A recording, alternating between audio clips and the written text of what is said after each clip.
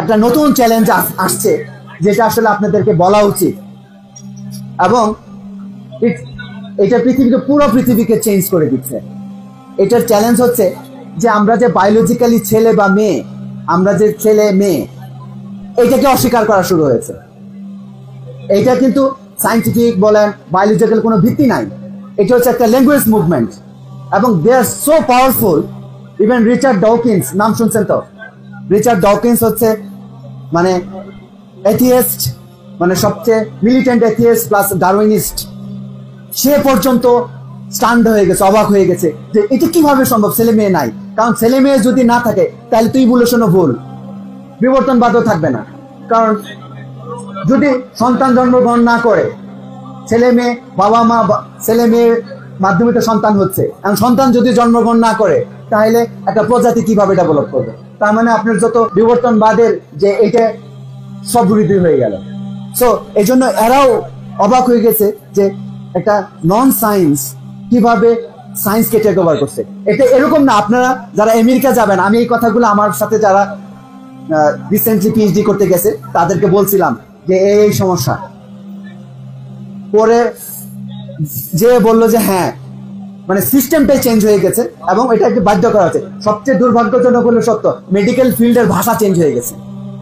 Medical ফিল্ডের ভাষা change হয়ে গেছে।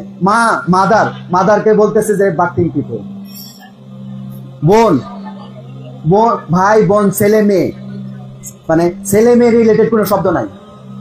এবং জার্নাল, সায়েন্টিফিক জার্নালে আমরা লিখতাম যে ছেলে মেয়ে, মেল ফিমেল, এখন ওইটা লেখা যায় না, এখন বলতেছে জেন্ডার। এটা নিয়ম করে দিছে।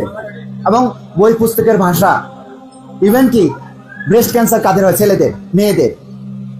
এইটার পলিসি চেঞ্জ করে বলছে পিপুল গেট ব্রেস্ট ক্যান্সার। এবং শুধু তাই না, ইভেন কি যে বলতেছে যে বড় জার্নাল, ল্যান্সেট জার্নাল, পাবলিক হেলথের সবচেয়ে বড় জার্নাল, ওইখানে লেখছে মেয়েদের সঙ্গে কি পিপুল উইথ ভাজাইনাস, বায়োলজি বইয়ে পিপুল উইথ টেস্টিস, মানে ছেলে। মানে এটা আনবিলিভেবল, বাট কেন জানি তারা এটাকে এস্টাবলিশ করতেছে। ওয়াই?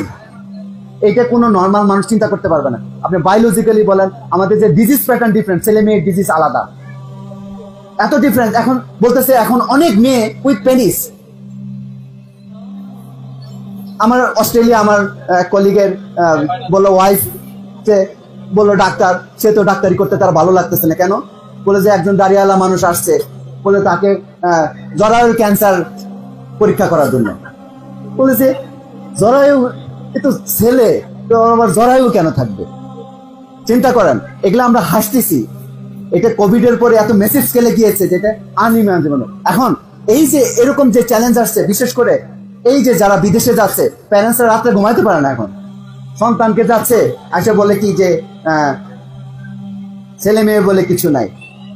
আমার যে ক্লাসমেট ছিল, সে সেদিন ফোন করে কানলো যে তার জমজ ছেলে আসে বলে যে মাকে বলছে man can marry man, women can marry women. So ছোট ছোট বাচ্চা, এবং কারিকুলামে অ্যাড করেছে। এবং এই জন্য অনেকেই, এবং ওই যে ধরেন আমেরিকা থেকে অনেকে ফোন টোন করে যে তারা বাংলাদেশে চলে আসবে অথবা অন্য দেশে যাবে, কারণ স্কুলেতে এগুলো পড়ানো হয়। তো এই যে এই চ্যালেঞ্জটা কিন্তু 5 বছর আগেও ছিল না। এখন আপনি যদি একজন, আমরা যে জার্নি শুরু করেছিলাম যে আখিরাতের জার্নি, এখন এই সমস্ত চ্যালেঞ্জের কারণে এখন ধরেন আপনি অনেক বড় কিছু হয়ে গেলেন, কিন্তু দেখা গেল যে আপনার জীবনের পারপাসই ঠিক হয়নি। কেন? We are here for nothing.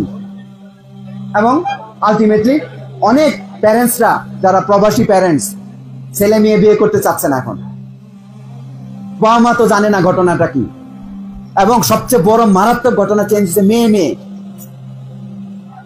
এটা ছেলেদের চেয়ে 7 গুণ বেশি। মেয়েরা মেয়েদের সাথে বিয়ে করতেছে। এখন এই যে এই চ্যালেঞ্জগুলো যে আমাদের সোসাইটিতে বলেন, বিশ্বে এগুলো আসছে, এবং এটা নিয়ে অনেক পলিটিক্যাল রিপারকাশন তৈরি হয়েছে।